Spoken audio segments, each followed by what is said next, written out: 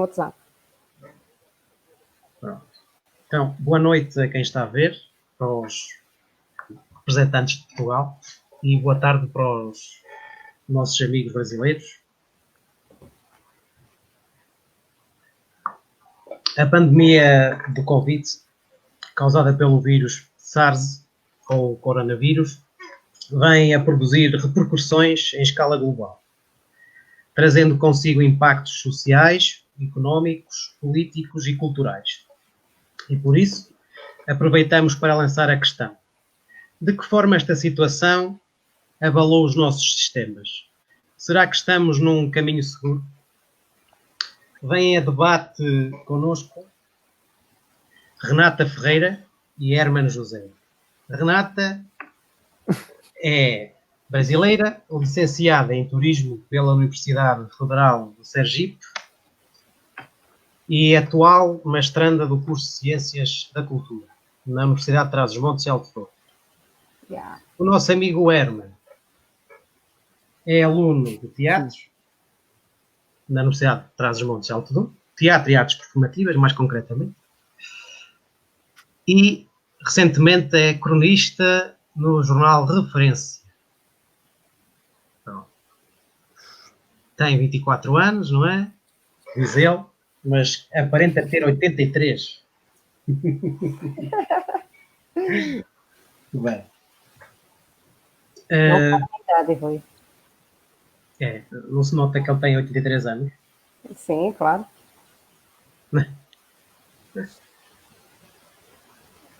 Pois bem. Portanto, Renata e Hermano, como é que vocês estão a viver esta pandemia? Assim, pronto, fechados em casa, não é? Porque em Portugal mantém-se e cumpre-se algumas regras ainda. A maioria das pessoas, outras já regressaram ao trabalho. Digam-me, ou digam às pessoas, neste caso, como é que estão a viver esta pandemia.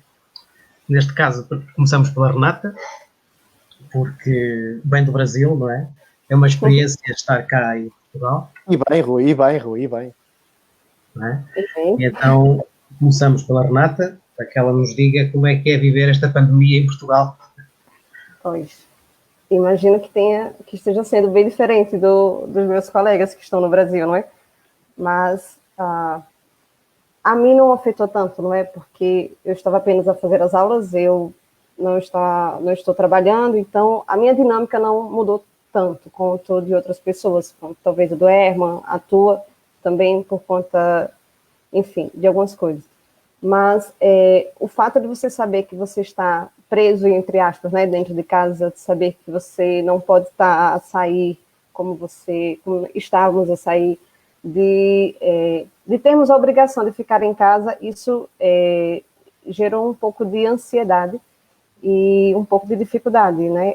Tanto que, para nós, por exemplo, para eu conseguir retomar o ritmo de estudos do mestrado, para mim foi um tanto complicado, porque até a gente se adaptar a esta nova realidade levou-se um tempo, né? E depois também a questão, eu digo que eu tive sorte de ter ficado aqui e de não ter voltado para o Brasil, porque de certa forma, pelo menos aqui para nós em Vila Real, as pessoas têm pelo menos cumpriram muito bem, de certa forma, o isolamento, as regras, coisa que eu não tenho visto acompanhando de longe acontecer no Brasil, infelizmente.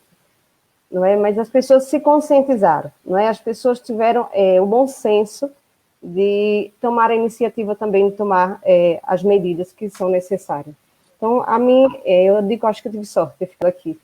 Já não sei se os meus conterrâneos têm a mesma sorte né, da situação que está lá. O Herman. Rui, peço perdão, mas não estou a ouvir nada. Hermano, e tu, como é que estás a viver esta pandemia? Sinto que as novas tecnologias ainda te atrapalham um bocadinho, não é, Rui? Ora bem, como é que eu estou a viver a pandemia? Olha, primeiro estou a viver, já não é mal de todo. Não me afetou muito, uma vez que gosto de estar em casa, sossegado. A nível económico, é claro que mexe connosco, uma vez também fiquei sem emprego e sem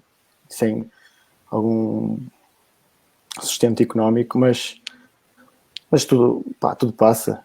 Pá, era pior se estivesse no Brasil, não é? Não é, Renata? Era pior se estivesse lá com um presidente daqueles que não traz nenhuma segurança para ninguém. O que posso ser mais? Pois, exato, é isso. Pá, gosto de estar sossegado, não mexeu muito comigo, gosto de estar sossegado em casa. E não sou de grandes convívios, portanto não tenho grande apreço por aglomerações, não me mexe muito comigo, mas em Lisboa está a ser mais complicado. Pá. Acho que estamos numa segunda vaga ali hoje no público, pode vir aí uma segunda vaga em Lisboa e é preciso ter muito cuidado lá em baixo. Ainda lá em baixo. Ainda lá em baixo. Algarve também, não é? E tu, Rui, como é que tu estás a sentir? Opa, Algarve, não tanto, acho eu. Não, no Algarve a coisa não está tão complicada como em Lisboa, mas também está também não há ninguém no Algarve. Quem é que vive no Algarve? Ninguém. É.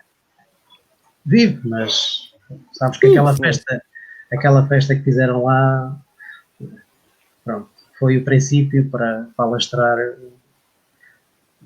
o Covid lá, não é? Estou a ouvir-te com muitas interferências, pá. Não sei eu também, um pouco. Estou a dizer que lá em baixo, no Algarve, terem feito aquela festa naquele clube, com aquelas 200 pessoas, ou foi, veio prejudicar um bocadinho lá a estabilidade que eles tinham em relação ao Covid. Mas pronto. Foi. Estou a viver uma maior propagação, foi. Estou a viver foi, mas bem. O Algarve, Alentejo, não é nada aqui. Sim, comparado a Lisboa. Desculpa, Rui, desculpa. Mas como é que estás a viver? Sim. Bom, eu estou a viver normal, não é?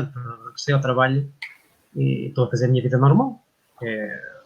Trabalho casa, trabalho, saio para ir às compras, pronto, ir passear, fazer a minha vida normal. Acho que tem que ser assim. Ou seja, a tua vida está completamente normal, não é? Sim. Eu acho que nós os três está normal, nós estudamos, pá, eu fiquei sem emprego, pronto, mas sem emprego, ou seja, part-time, mas ainda temos a faculdade e tudo mais. Acho que nós não sentimos assim grande coisa, pá, mas claro que nós não podemos ficar indiferentes com aquilo que está a passar e as mortes que têm vindo todos os dias a aparecer, não é possível ficar indiferente com isto. Pessoalmente estamos muito bom, mas olhando lá para o exterior, as coisas ainda não estão fáceis, ainda não há nenhuma luz ao fundo do túnel, não me parece, pá, pelo contrário. Sim, também não me parece que estejamos perto do fim, não é? Não. É um pouco mais ou menos. Mas a gente está falando a nível de... Aqui hoje está tranquilo, não é? Em Portugal. Mas existe uma possibilidade de agora, com o verão, não é? Toda a Europa está de férias. Né? E claro. As possibilidades agora, né, dessas viagens, as fronteiras se reabrindo. Né? Você falou do Algarve, Herman. Não há ninguém... Bom, há muito pouca gente morando no Algarve, mas o Algarve é um grande centro, é um grande polo turístico de Portugal. Pois, né? Correto, sim. Imagina agora, toda a gente agora começa a chegar no Algarve e as possibilidades que isso gera. Né? Já está acontecendo em Lisboa. Justamente. Já está acontecendo em Lisboa. É o que acontece em Lisboa agora já. Né? E depois as pessoas que estão infectadas lá em Lisboa, depois começam a ir para o Algarve e se começa a girar novamente, né, o vírus. Eu não sei como é que o governo português vai lidar agora com essas questões durante esse verão, porque não tem nada controlado, não é? Ainda. Sim, mas acho que já estão a tomar medidas. Acho que li hoje no público que em Lisboa já se está a tomar, acho que não sei se decretaram o estado de alerta, mas o estado de calamidade em 14 freguesias, salvo erro. Pá, vai ser assim, vai ser restringir freguesias para não haver uma maior propagação, mas em Lisboa está um caos, pá. Sim. Quase 90% das mortes diárias vêm de lá. Está muito... O pior é que se eles vêm cá para cima, não quer dizer, todos temos direito a andar onde nós quisermos, pá, mas... Sim, e você fala de Lisboa, mas pensa que, por exemplo, que Lisboa, a quantidade de imigrantes que vivem em Lisboa também. Não é porque, por exemplo, Herman, está ouvindo? Não, a culpa é dos jovens, pá. Sim, não, sim. Diz, Renan. Sim, também. Né? Você, por exemplo, esses dias eu saí agora aqui, sim. eu saí aqui em Vila Real mesmo, e os cafés, apesar de estarem adotando algumas medidas, você vê que não é exatamente, não é, as medidas mais tranquilas, mais corretas a se tomarem. Eu, por exemplo, Não. Eu não tenho coragem de ir à praia ainda. Não tenho. Pois, exato, se isso, as férias claro. estiveram sem ir, não vou. Tenho medo. Pois, exato, porque há pessoas cavernícolas, pá, há pessoas que eu vejo na rua que não respeitam ninguém, não querem saber, pá, mais ou menos os jovens lá, porque pensam que são eternos e não nada lhes acontece, mas pá, há muita gente fascínora, pá, que é ridículo ver as coisas, pá, desde cuspir para o chão no meio da rua, pá, é ridículo. Sim. Sim.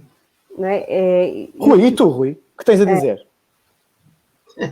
Tenho a dizer, olha, opa, sabes que infelizmente há muitas pessoas, principalmente em Portugal, sei que nos outros países também, mas em Portugal principalmente, nós portugueses temos muito aquela mania de nunca nos acontece nada a nós, só aos outros, não é? Estamos tranquilos e tal, mas o problema é que não é brincadeira este vírus e as pessoas pensam que em Portugal ainda estão muito, ainda não caíram muito na realidade, a maioria deles, principalmente nos jovens. Traz uma falsa sensação de segurança, não é? Sim, é uma falta, exatamente. Daí ver aí daí em Lisboa despoltar, porque eu sempre achei estranho que no Porto houvesse mais casos que em Lisboa. Era muito estranho, uma vez que Lisboa é cosmopolita, é uma cidade onde alberga centenas de pessoas de diversos lados. E não acontecer nada lá. E eu sabia que mais cedo ou mais tarde os números iam virar, e agora Lisboa ultrapassou, acho que foi hoje que ultrapassou os números de casos comparadamente aos do Norte. Foi... Sim. E está a acontecer. Hoje foi 311 casos e 6 mortos, ou assim. Sim. Este é o problema, Irma, é esta falsa sensação de segurança, né, de achar que já está tudo bem e as pessoas já estão relaxando, não é? Então, isso. Eu já vi as pessoas, por exemplo, agora os ginásios já reabriram aqui, os ginásios para vocês do Brasil são as academias. As academias, sim. Sim, e você, por exemplo, você vai na rua, estão as pessoas a fazer esporte, as suas corridas, mas não estão usando máscara, enfim. Esse é que é o problema, essa falsa sensação de segurança. Não, parece que acabou, mas não acabou, está ali, não é? Sim. Sim. E parece que aqui não chega, não é? Aqui a Vila Real ainda não chegou aquela coisa de aqui para cima ainda não chegou nada. Houve poucos casos, mas pá, o problema desta doença é que de um momento para o outro, pá, as coisas podem sofrer uma subida abismal. Pá. Pois bem. Esta pandemia realmente trouxe muitos impactos sociais, colocou cerca de 4 bilhões de pessoas no mundo, quase mais metade da população mundial, que são 7,5 bilhões, em casa, não é? Nestes primeiros meses de confinamento. Nestes primeiros meses de 2020, a morte provocada pelo Covid atingiu 186 países e colocou o fim a 480 mil vidas e 9 milhões de infectados. Portanto, são números grandes, não é? Principalmente o número de infectados. E mortes também, não é? Portanto, estamos a falar de uma grande pandemia que traz consigo graves problemas, não só a nível económico, mas também cultural. Não sei quanto a vocês, mas face a esta problemática, será que o governo português e o governo brasileiro estão a agir nos caminhos certos para combater a pandemia? Ou começamos, se calhar, por Portugal e depois vamos ao Brasil? Portanto, o Herman. Por mim, não é? Não fazia a mínima ideia que quis perguntar isso. Digo já que não estava nada combinado. Podes repetir outra vez a pergunta, Rui, por favor? Que eu pensava que ias passar a Renata. Se a Renata tiver uma resposta à ponta da língua... Não, eu estava distraído. Eu tenho uma percepção de visitante. Eu acho que tem que ser a sua opinião quanto a Portugal. Muito bem. Então, Rui, de que forma esta pandemia está a afetar a economia nos dois países e a sua contribuição orçamental para a cultura, não é isso? Sim, e se estão a agir no caminho certo no combate à pandemia? Bem, infelizmente eles têm sempre em primeiro lugar, na prioridade máxima, a economia, não é? Estamos a viver num mundo capitalista, tinha que ser a economia primeiro à frente da saúde das pessoas. Mas Portugal está a gerir bem, acho que hoje lá em Lisboa, espera aí, foi uma branca, pá. Em Lisboa, o governo decretou um estado, como eu já tinha dito, decretou um estado de calamidade e tal, e estão a tentar gerir agora por frações, não é? Por freguesias, para não estar a fechar outra vez o país inteiro e sofremos mais uma queda da economia. Portanto, acho que está a gerir bem. A cultura, obviamente, todos nós já sabemos que a cultura está no meio da tabela, leva sempre por tabela, é a primeira coisa lá por tabela. E, ironicamente, é que salva as pessoas do tédio da doença. É o que salvou este tempo todo dos confinamentos, foi devido à cultura, é que nós podemos ter a possibilidade de passar isto de uma forma que, se não houvesse a cultura, se não houvesse os artistas a fazerem de modo gratuito, e se não fosse também as instituições, por exemplo, do Teatro de São João, o Teatro de Ana Maria, que estão a fazer, fizeram, não sei se ainda continuam, a dar programação grátis para nós vermos e passamos a academia. Graças à cultura é que nós passamos melhor esta fase. Mas é a primeira sempre a levar por tabela. Acho que nem 1% do orçamento vai para a cultura. Acho que é um bocado chato. Na Espanha e noutros países não acontece isso. Em Portugal nem chega a 1%, é 0 ponto qualquer coisa, que arredondado a zero, por isso é muito triste que a cultura ainda seja uma coisa a ser muito pensada e repensada. Achas que o Governo, agora, quando aprovar os novos orçamentos para cada Ministério, achas que o Ministério da Cultura vai sofrer cortes devido à pandemia para ser repartido por outros Ministérios, por exemplo, o Ministério da Saúde, que neste preciso momento está a precisar bastante de reforço? É assim, eu acho que também a cultura é desvalorizada também por nós, porque é o seguinte, se faltássemos os médicos, os enfermeiros, nós íamos lá para fora e manifestávamos o nosso desagrado por não haver condições de saúde. E mais cedo ou mais tarde as coisas aconteciam. Na cultura não é bem assim. Na cultura não há ninguém que se manifeste. Há manifestações, claro, mas não há uma manifestação assim muito forte para que as coisas mudem. Não sei porquê, mas nós não temos essa...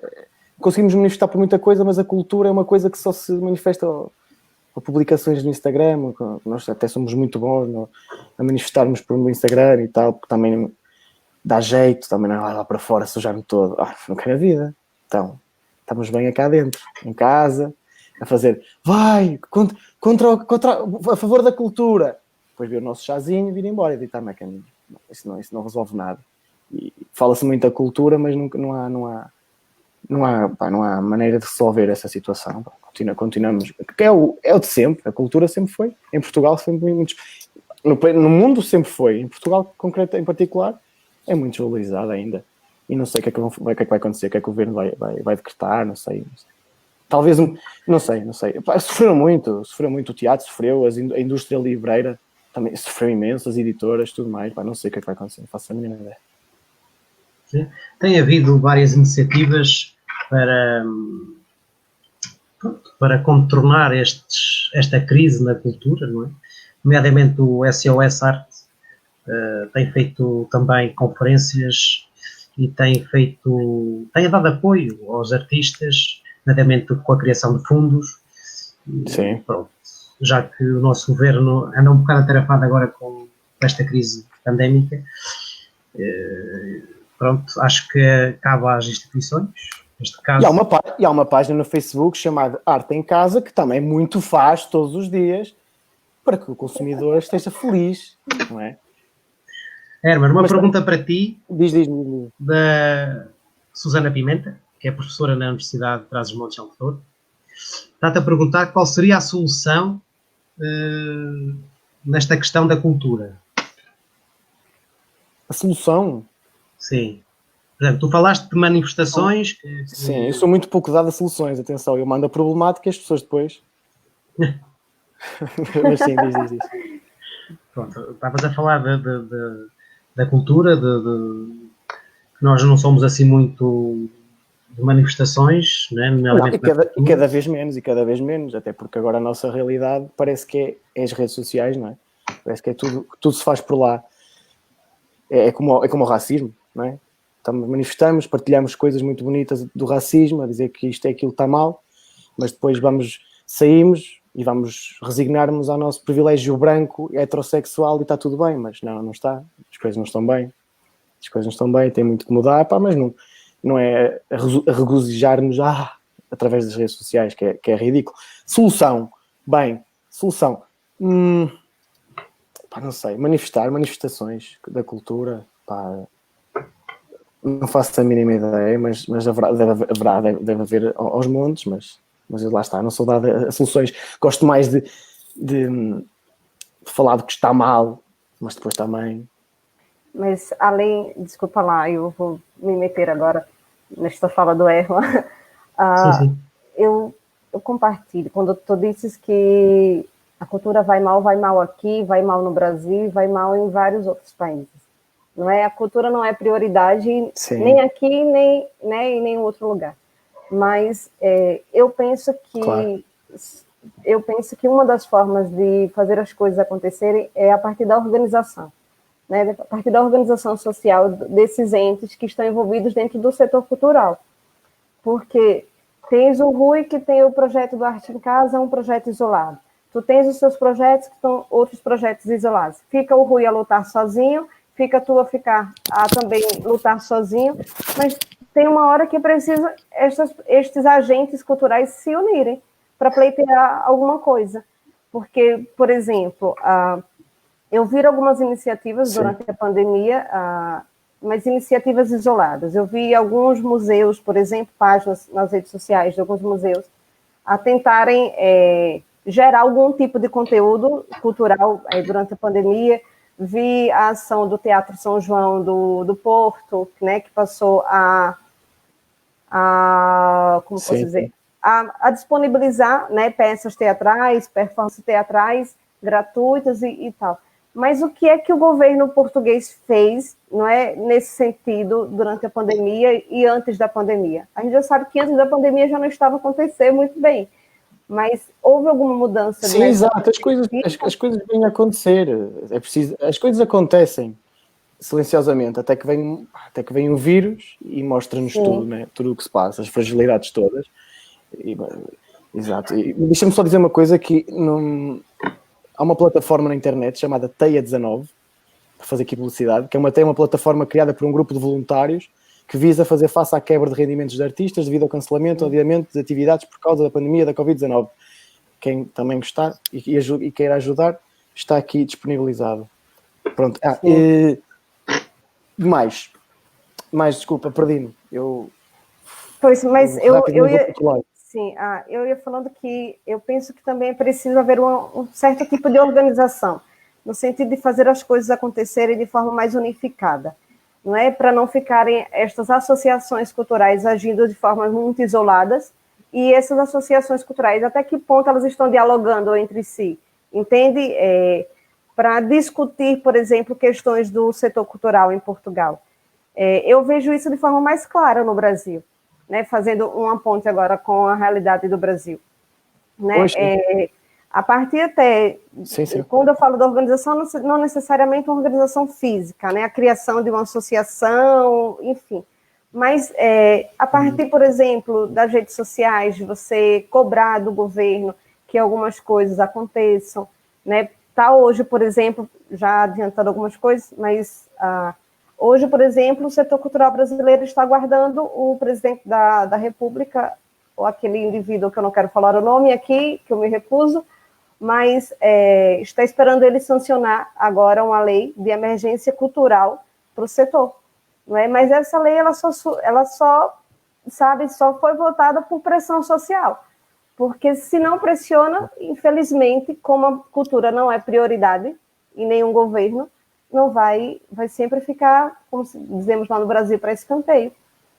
Né? Então, talvez nesse sentido, né, ainda de forma precária, mas de uma certa forma, eu acho que no Brasil, os agentes culturais estão mais conscientes desse papel, né, de que não tem que esperar o governo tomar a iniciativa e dar lá porque o governo é bonzinho.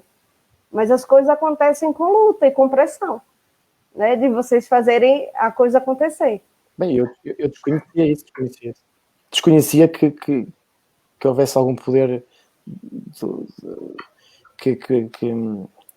lá no Brasil, estás a falar, desconhecia que as pessoas conseguiram alguma coisa, não sabia que tinha acontecido isso, que as pessoas conseguiam alguma coisa no Brasil, não é? Que a revolução fizesse mudar alguma coisa, mas é engraçado, pronto, na cultura lá no Brasil, sim. Não sabia, não fazia a mínima ideia que o Bolsonaro tinha... Nós estamos aguardando ele sancionar hoje, né? Ele anunciou ontem que iria sancionar a lei hoje. Mas já foi aprovada no Congresso e no Senado, é a lei Aldir Blanc, que é Aldir Blanc foi um compositor maestral no brasileiro e que morreu de Covid, por isso a lei recebeu o nome dele, né, do Aldir Blanc. E pela lei, o governo brasileiro deve disponibilizar... É curioso. Sim. Pode falar. Não, é curioso o Brasil, pelo menos, mas o Bolsonaro decretar o nome desse cantor, porque morreram muitos escritores e não se ouviu falar nada. Escritores mas e outros. É que não foi ele que deu o nome. Né? No Brasil acontece da seguinte maneira, né? Os deputados, os congressistas, é quem propõe a lei, e aí o Congresso e o Senado aprovam, e depois o presidente da República tem o poder de, finalmente, dar assinatura da lei, né? Autorizar ou não, ou então, de repente, ele falar que não quer isto aqui, volta para trás. Não é? Mas o que eu ia dizendo é o seguinte, com a aprovação, com a sanção desta lei, né, da Aldir Blanc, o governo brasileiro deve obrigatoriamente disponibilizar 3 bilhões de reais para o setor cultural, para agora, já, para imediato. Não é? E este dinheiro deve ser dividido entre os estados e os municípios. Para fazer uma ponte aí, os estados seriam como os distritos aqui em Portugal, e os municípios, os conselhos. Sim. Não é? E esse dinheiro ele deve ser utilizado para suprir esta necessidade. Né? Está previsto, por exemplo, a criação de um auxílio emergencial, uma espécie de salário, não é, para as pessoas do setor cultural, desde que esses agentes culturais não estejam legalmente trabalhando, né, recebendo outros benefícios, e por alguns meses, se não me engano, são 3 meses, são 3 parcelas no valor de R$600.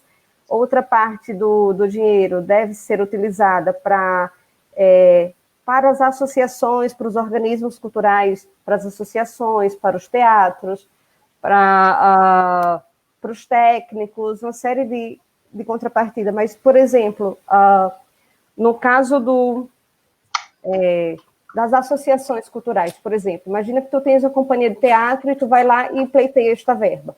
Né? Em contrapartida, o governo pode disponibilizar, na verdade, no valor entre R$3.000 e R$10.000 para cada organização cultural no Brasil, dentro desta verba.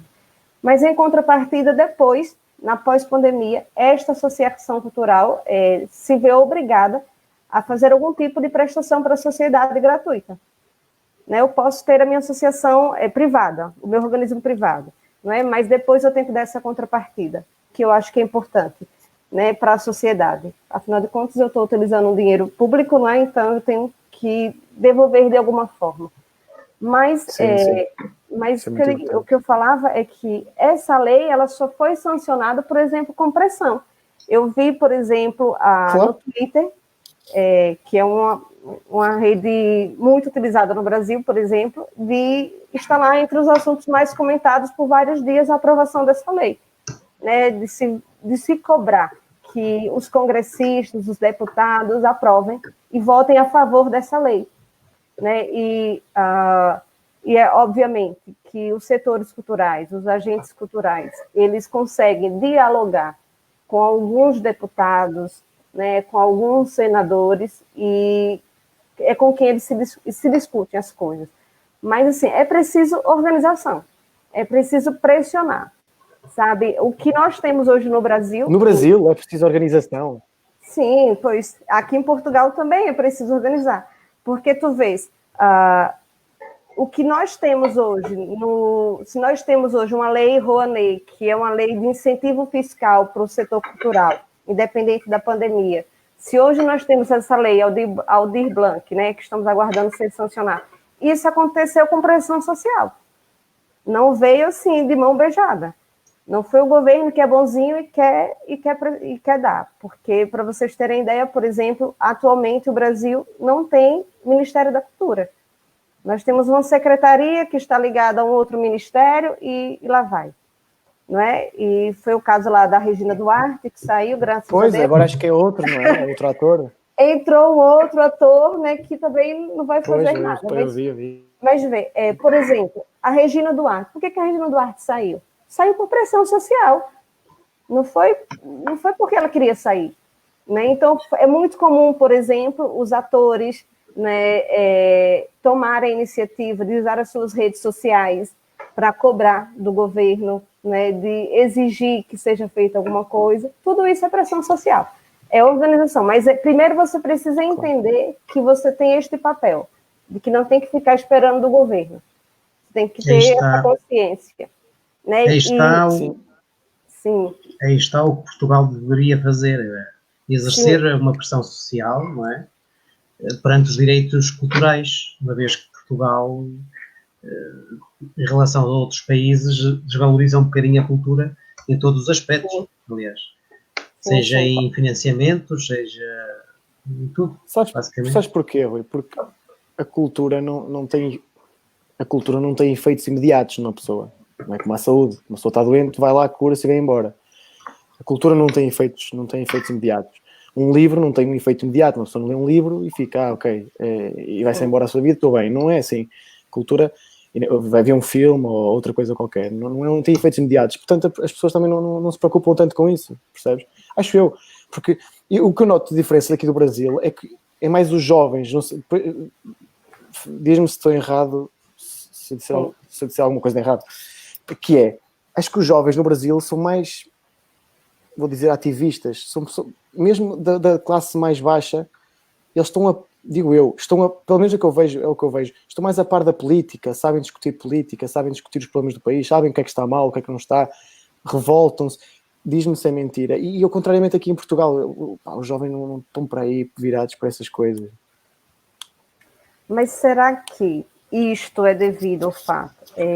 Eu tenho uma hipótese nesse sentido, que talvez a gente teve a necessidade, nós brasileiros temos a necessidade de fazer as coisas acontecerem, porque talvez a pobreza é isso mesmo, claro. Nos estimule a lutar pelo que a gente precisa. Né? E talvez, Portugal não é um país rico, se a gente for comparar, né, a nível de Europa, né, é mais pobre que outros países da Europa. Né? Mas eu não sei claro. se as pessoas aqui em Portugal, eu não sei se é porque boa parte da população é mais idosa, né? Tem poucos jovens, né? No Brasil nós já temos, né, uma população jovem maior e que consome cultura também, né, de forma mais frequente, né? Porque a gente não pode pensar, por exemplo, que a cultura é somente o livro, que a cultura é somente o teatro. A gente tem que pensar que as novelas, que os programas televisivos também fazem parte da cultura, do entretenimento, né, que isso também é importante, e que às vezes você precisa, né, fazer acontecer.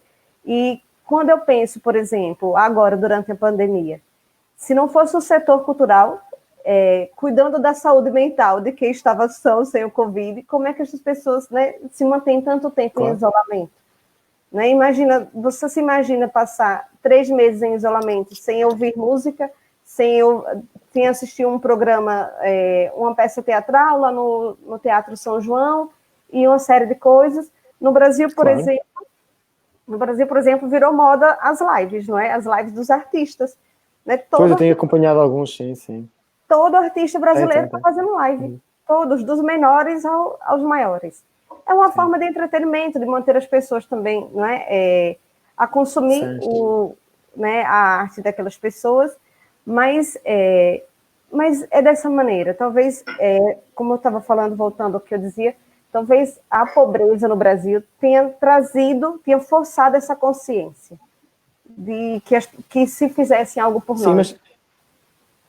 Sim, fala. Mas repara, o 25 de Abril foi há dias atrás. Como é que é possível? Nós víamos uma ditadura, ou seja, não foi há muito tempo. Porque os jovens também deviam ter essa missão de não esquecer o que é que aconteceu antes do 25 de Abril, o que é que estava a acontecer antes. Pá, um povo sem cultura, pá, é um povo inculto que aceita tudo e mais alguma coisa. E está a ver agora a polarização toda que há, a polarização toda no Brasil e em Portugal, que está cada vez mais aí à frente dos nossos olhos, e não conseguimos, pá, não conseguimos mexer, não conseguimos dizer nada, não conseguimos. Vemos e aí eu gosto disto e tu não, e pronto, vamos à polarização completa. Daí começar a vir os meninos da direita, da extrema e tal, é muito chato. Sim. O Veríssimo diz que a cultura hoje em dia é concebida como um produto. Que dão mais ênfase ao cinema, à música e às séries do que propriamente ao setor cultural da expressão. Portanto, do teatro e por aí fora, não é? Sim, senhora. Portanto, diz ele que é triste como há assim um desprezo pela nossa cultura e pela nossa história. Sem dúvida. O Adorno também já dizia isso, e o Hegel, o filósofo Hegel, também dizia que a morte da cultura, a arte, mais concretamente, que irá morrer, ou que já morreu. É verdade, é isso. Desculpa, deixa eu só interromper aqui uma coisa. A Erma, estão pedindo para você falar um pouquinho mais devagar, porque não estão conseguindo perceber. Pois, eu sei. Eu já sabia que isso ia acontecer. Eu já sabia. Não sei porque é que o Rui também tirou as legendas. Pois eu sei. A mim voltou. Vou só contar uma história engraçada. Quando eu estava em Lisboa, encontrei um brasileiro que estava a passar férias em Portugal. E comecei a conversar com ele. E o que é que sucede? No final, ele pensava que eu era espanhol. Não é engraçado? Falámos a mesma língua e ele pensava que eu era espanhol.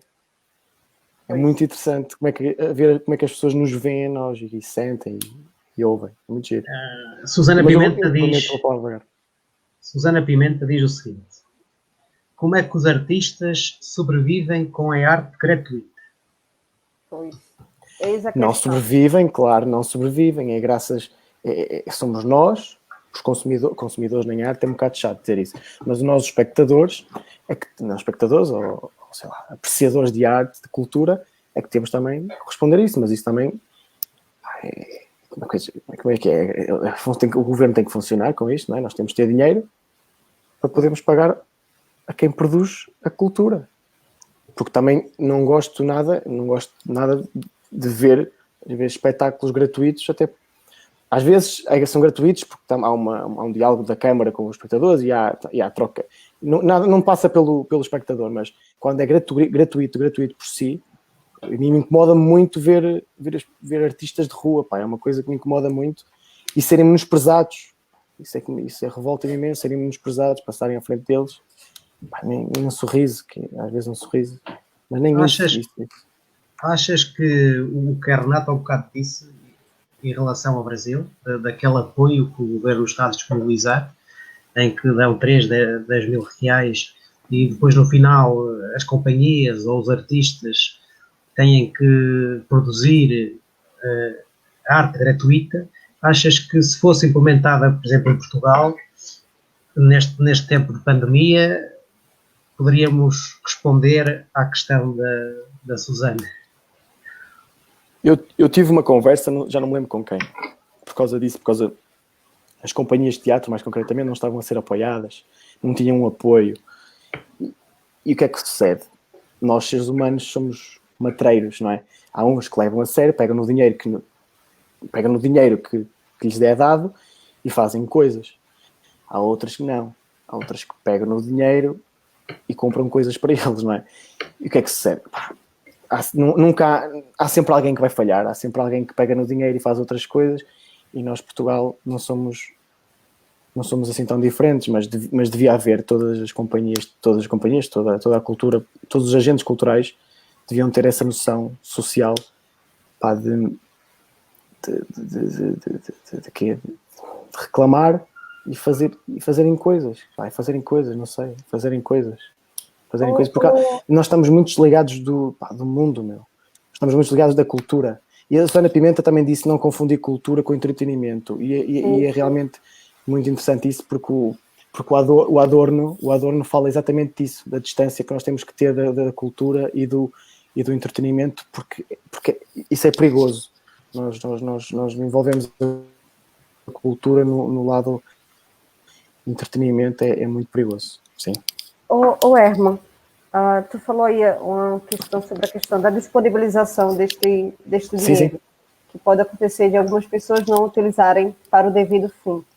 Mas aqui em Portugal, quando claro, um grupo, algum organismo desse recebe este dinheiro, não tem que fazer uma prestação de conta ao órgão que disponibilizou este dinheiro?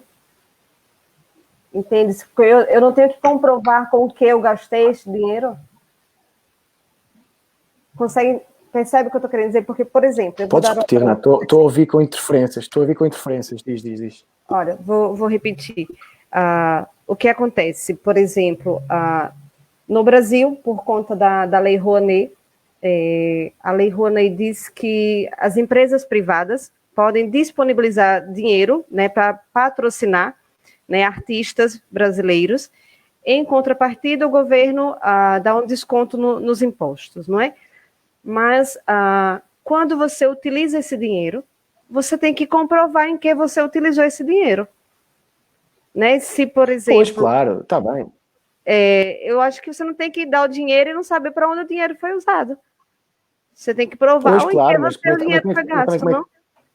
Pois, mas isso há muitas voltas de como é que nós explicamos a queda dos bancos e aqueles dinheiros transferidos e aquelas movimentações todas.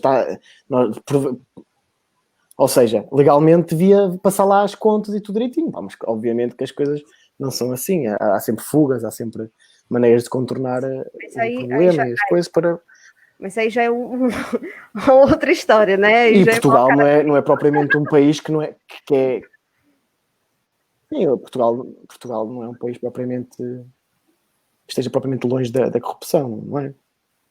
Mas eu acredito que há e tenho conhecimento de longe, mas sei que há, obviamente, em todo lado, que sim, uns levam a sério o dinheiro dado e outros que metem ao bolso, obviamente. O Paulo Gustavo comentou aqui... O ser humano é assim, o ser humano é... Sim. O Paulo Gustavo pôs aqui que quando é um dinheiro, né, que vem do governo, tens que comprovar os gastos. Né? Mas os gastos direcionados para a cultura são para a cultura e não para os bens pessoais. É isso, né? Porque se... por exemplo, quando você fala da questão da gratuidade, eu penso que, nesse sentido, a Lei Rouanet, por exemplo, supre um pouco essa necessidade de você financiar os espetáculos gratuitos, por exemplo. Não é? E alguns organismos, por exemplo, agora, na minha zona, né, em Sergipe, nós temos o museu, um museu que é ligado a um instituto, que é do Banco Estatal, e que financia este museu. E, por vezes, este museu utiliza verba, não é, pública do governo federal, mas também do dinheiro do instituto. E, por exemplo, para a pandemia, eles têm alguns projetos que acontecem ao longo do ano, voltado para a cultura popular, principalmente. Não é? Foi o que o Veríssimo Gibran comentou ali recente, para suprir essa necessidade de produção cultural, principalmente para manter a cultura popular viva e presente ainda.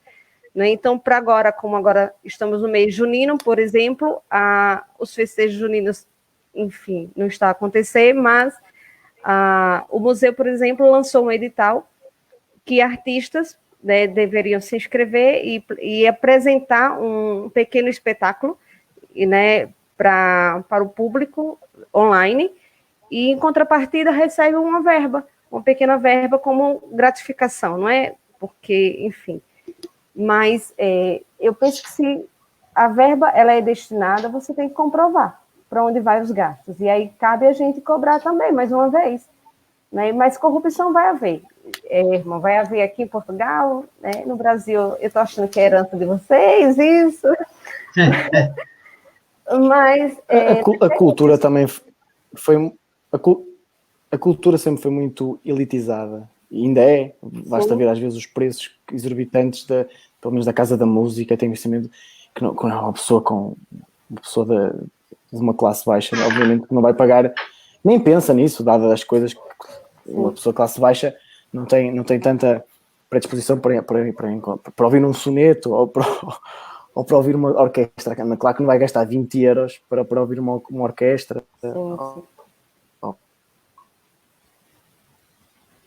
Para ver um teatro, obviamente que não. As pessoas também têm que ser educadas.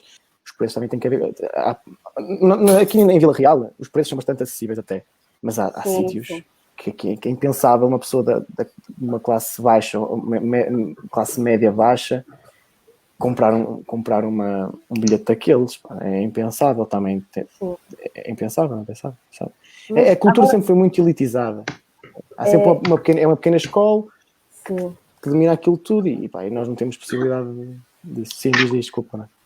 Olha, eu tenho um questionamento a vocês. Agora, tu falaste algo muito interessante. Por exemplo, os espetáculos teatrais aqui em Vila Real é um preço realmente muito acessível. Não é uma grande parte dos espetáculos, obviamente. Mas, sim, mas eu já vi, por exemplo, preços de espetáculos internacionais, por exemplo, de espetáculos de brasileiros a vir para cá, para Vila Real, e o valor do bilhete, não sei, um valor assim, comparando a nível de Brasil, não sei tão caro quanto. Né? Mas será que... por que é que o teatro em Vila Real parece não ter gente a acompanhar as coisas? Né? Será que... É isso, porque o povo precisa ser educado. O povo precisa ser educado. E, obviamente, que Portugal está muito centralizado em Lisboa. Mas claro, será obviamente, que... eu sou de lá, eu vivi lá e sei muito bem como é que as coisas estão a funcionar lá. Tenho conhecimento. E há pessoas que não conhecem Trás-os-Montes, não sabem que é uma universidade em Trás-os-Montes. Está tudo muito centralizado. E é muito descurada esta zona do interior, diz. Mas, respondendo à Renata, eu, na minha opinião, acho que o Vila Real nem está a ser muito mal a nível de público. Não é? Quer dizer, ultimamente se calhar, não é? Mas por exemplo, no verão eu acho que as pessoas são mais ligadas a iniciativas exteriores, não é? É isso que eu estou a dizer, exatamente. Sim. É preciso ouvir um nome sonante, não é? Para que as pessoas apareçam. As pessoas não são... É impensável uma casa cheia com uma peça que ninguém leu, ninguém conhece, com autores da terra. É impensável uma casa cheia. Ou se funcionar o marketing, se funcionar por através da boca a boca e as pessoas reúnem-se ali. É impensável. Agora vem um nome sonante, um ator conhecido, as pessoas vão logo, independentemente da peça se vale ou não, isso, alguma coisa, mas vão, porque o nome chama. Erma, eu concordo contigo. Eu acho que a educação, né, nesse sentido, a educação cultural é muito importante.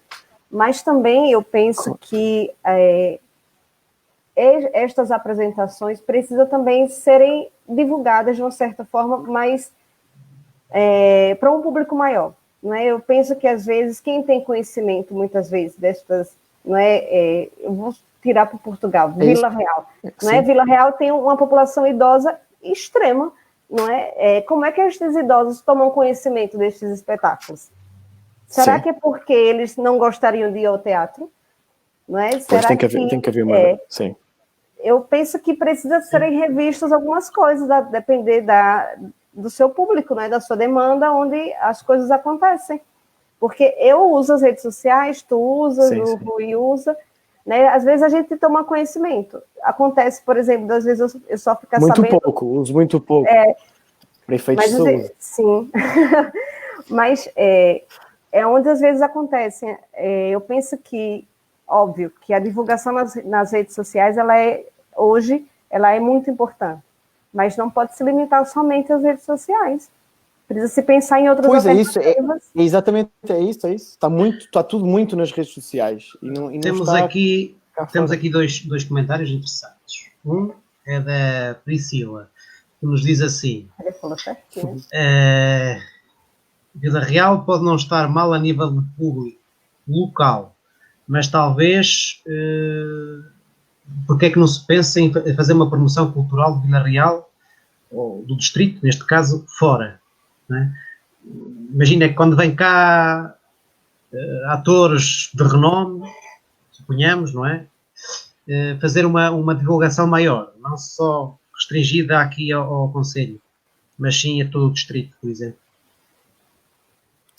Devia haver um marketing mais afetivo e alargado, diz a nossa amiga Priscila. É possível. Agora o teatro não funciona até setembro. Uma coisa que eu nunca percebi porquê. Podem ter razões, eu não percebo. Já que há muitos teatros que já começaram a funcionar dentro. Lá está, tomando as precauções todas, Claro. que são pelas DGS, mas já continuaram. Cancelaram até setembro, acho uma estupidez. Nem que fosse só, sei lá, aquilo envolve 500 pessoas, nem que fosse só 250 espalhadas. Porque já está a acontecer no resto do país. Está a acontecer. Cancelaram também há pouco tempo no Porto uma peça do Bruno Nogueira, qualquer coisa ali ao Porto também, e o presidente da Câmara do Porto não aceitou. E aqui é até setembro. Eu não vejo razão. Há pessoas que tentaram, até atores e produtores, tentaram dar, sei lá, até nem dar mesmo, oferecer um monólogo às pessoas e tudo mais. E mesmo assim não aceitou. Até setembro não há nada. É chato, assim, é chato, claro que é chato. E nós temos um palco exterior que podia dar perfeitamente para as pessoas estarem espalhadas e retomar a normalidade com as máscaras e com as precauções todas. Pelo menos no palco exterior não me venham com coisas, porque O Lucas Santos diz que as pessoas, de uma maneira resumida, não vou estar a ler o texto todo, porque aqui é um texto muito grande, mas de forma resumida, o nosso amigo Lucas Santos diz que as pessoas fazem questão de ter uma banda que custa, por exemplo, 200 mil euros aos cofres municipais, em vez de ter uma banda mais barata, não é? Ou um grupo local. Claro. É o mercado, é o lucro, é o mundo capitalista, é o lucro, é o mercado, é o valor, é o valor. As pessoas estão preocupadas com o valor, não é com a arte em si, por mais que pareça que estão muito preocupados com a cultura, E a cultura é uma coisa que dá muito dinheiro, Se o governo tivesse a noção que a cultura produz imenso dinheiro, não faria isso, não faria essas coisas. A cultura, não se deve dizer isso, atenção, a cultura é esse mundo, mas que me perdoem, mas dá muito dinheiro a um país, para a cultura. Não percebo. Deixa eu só fazer um comentário aqui que a Olga não conseguiu comentar aqui, mas me mandou aqui no privado. A Olga comentou que no verão as pessoas participam muito dos eventos externos porque são gratuitos, porque não querem, às vezes, disponibilizar. 2, 3 euros. Eu já vi espetáculos aqui em Vila Real de custarem 5 euros, 4 euros, 3 euros, não é? E no entanto, você não está lotado. E aí o Paulo Gonçalves... Desculpa, Rui, deixa eu só comentar aqui o que o Paulo Gonçalves falou. Sim. O Paulo Gonçalves coloca aqui que acha até que tem um bom marketing, não é? Mas que as pessoas não têm interesse. E aí... Claro, é isso que eu vou dizer. Okay. Eu volto a uma questão. Eu penso que a gente precisa repensar, não é? Eu estou fazendo isso, mas não está surtindo efeito, entende? Então a gente precisa fazer uma autocrítica, uma autoavaliação, né? Qual é uma outra forma de fazer as coisas acontecerem? Porque ele coloca, que estão sempre as mesmas pessoas lá no teatro. Mas, ok, temos aí um problema. Temos um problema, então vamos pensar numa solução para esse problema. Não é? Então, se eu tenho um problema, significa dizer que a minha estratégia não está surtindo efeito, não está atingindo o meu objetivo. Então, a gente precisa parar, repensar o problema e repensar as nossas estratégias. E depois retomar e ver qual vai ser o melhor caminho a seguir. Fala, Rui. Agora perdi o meu raciocínio, deixa ver se o apanho, entretanto. Enquanto apanhas, Rui, deixa-me só dizer uma coisa. Sim. Que, para ver, é preciso olhar para baixo e perceber que primeiro temos que educar as pessoas. As pessoas não estão educadas para a cultura. As pessoas não conseguem pagar 10 euros para assistir a uma peça de teatro. Preferem 10 euros para comprar uma roupa, para ter internet em casa, para mil e outras coisas. São legítimas, atenção. Mas a cultura é muito desvalorizada por causa disso. Vou ver um filme, mas o que é que tem o filme? Vai ver duas pessoas ali a beijar e tal. É isso. É isso que ainda perdura nas pessoas mais idosas, não idosas, mais velhas. É ver um filme por ver, para se entreter. É a confusão que fazem do entretenimento com a cultura. Ver um filme para elas é ver um filme. É estar ali sentado 1h30 a ver qualquer coisa ali. Ou ler um livro, ou ver uma peça de teatro. E não são capazes de pagar uma coisa que às vezes até devia ser pago a peso de ouro e não é, muitas vezes. E as pessoas também têm que ajudar. As pessoas têm que ajudar. Nisso posso-te responder, na minha opinião. Acho que porque és pessoa, Rui, porque és pessoa e tens que... Eu acho que o público aqui de Arcaldes foi sempre habituado a ter, da parte cultural do nosso teatro, muita disponibilização de espetáculos e concertos gratuitos. E acho que se habituaram de tal modo que hoje em dia pagar para eles 5 euros é um absurdo. Sim, pois verdade. É isso. É verdade. Pois é isso, é habituar uma pessoa a fazer com um certo padrão e depois do nada já é difícil mudar. E o Lucas aqui tem razão. As pessoas em Vila Real realmente só dão apreço, importância a companhias ou a músicos ou atores de renome, não é? Claro.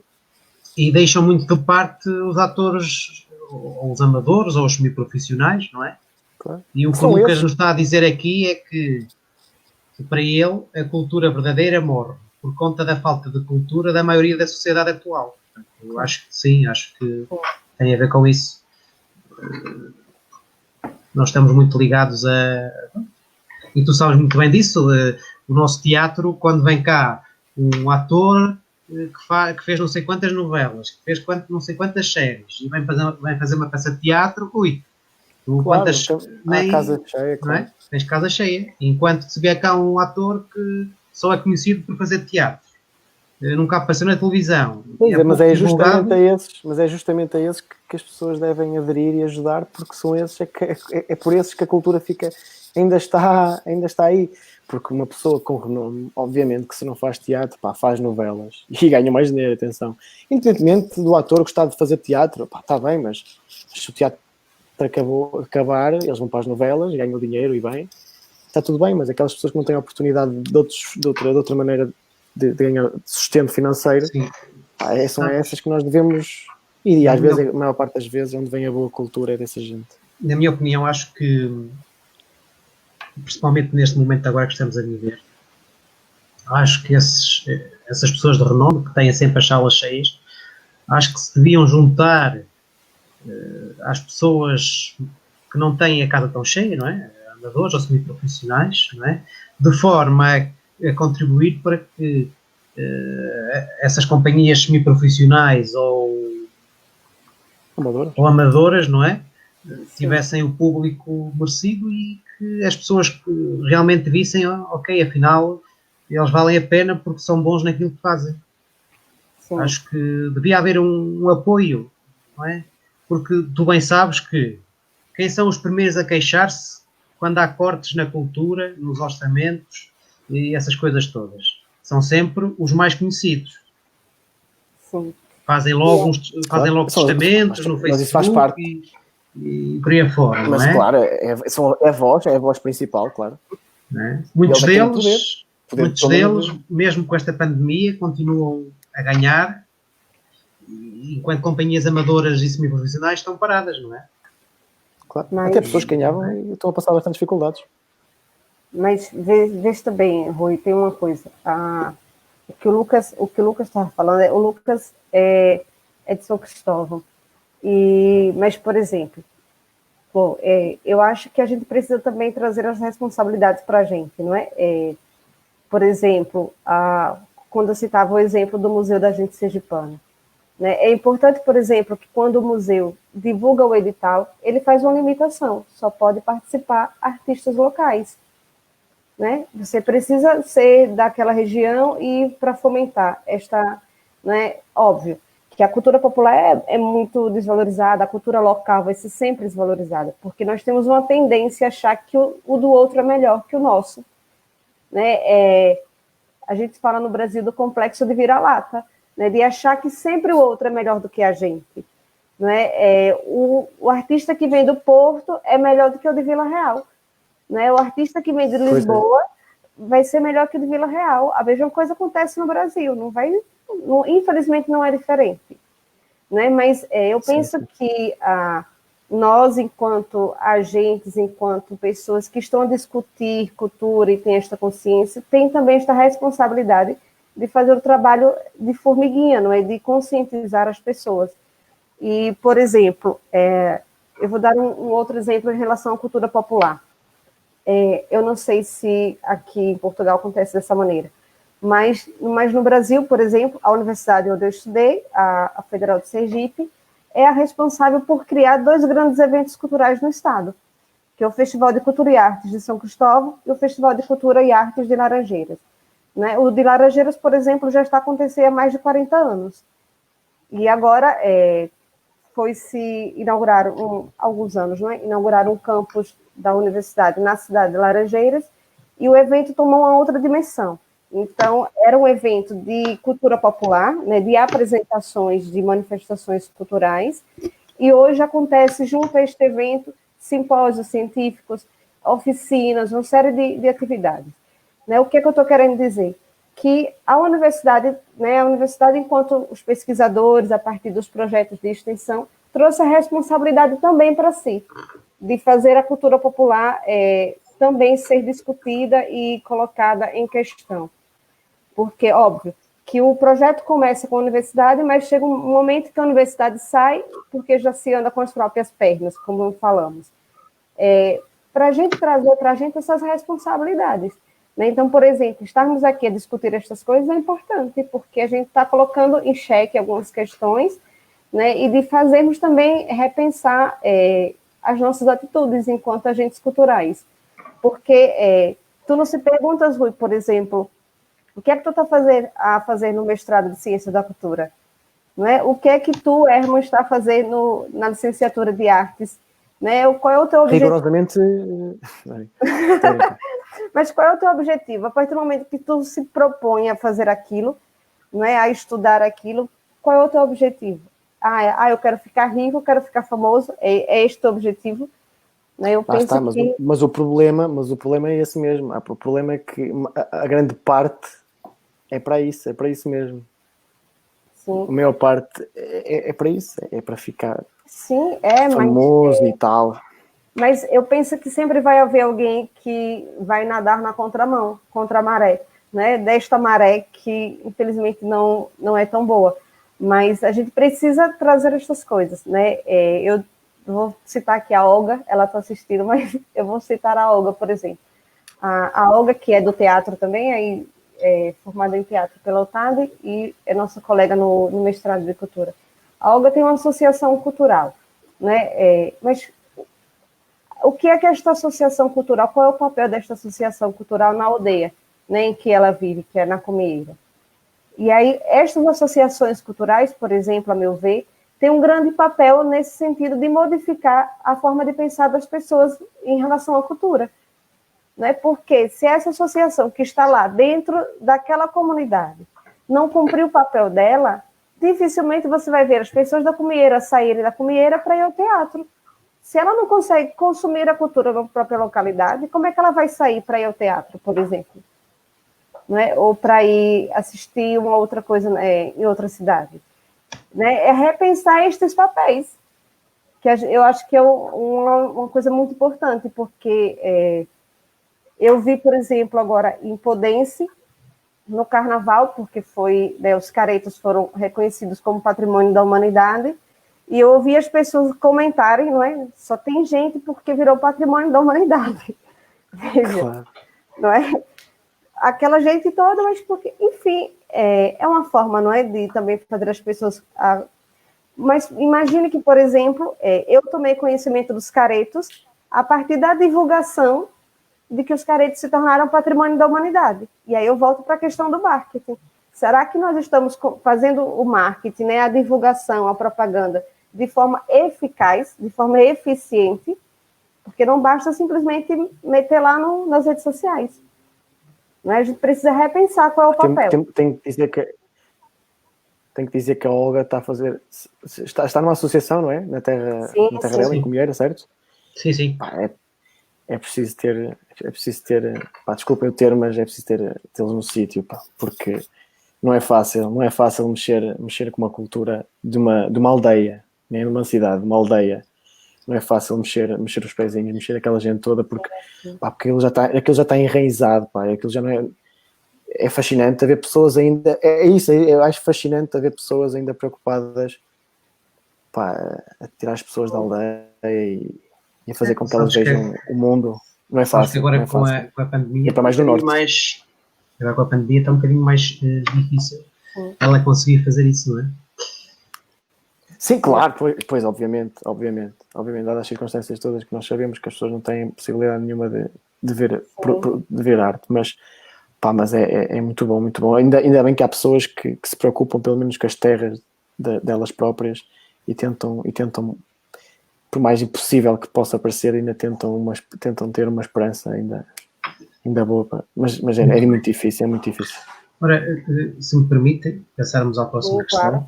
Não, claro, Rui, claro que sim. Pronto. Nesta já nos alargamos um bocadinho. Vamos passar à seguinte. Como sabem, a maioria dos países tem adotado medidas extraordinárias no combate aos problemas. Por exemplo, na educação. Portugal inseriu a telescola e as aulas síncronas para que milhares de alunos não ficassem prejudicados a nível educacional. Embora, na minha opinião, as medidas implementadas não tenham sido as melhores. Não é? Em relação a vocês, o que é que vocês acham da telescola, das aulas síncronas?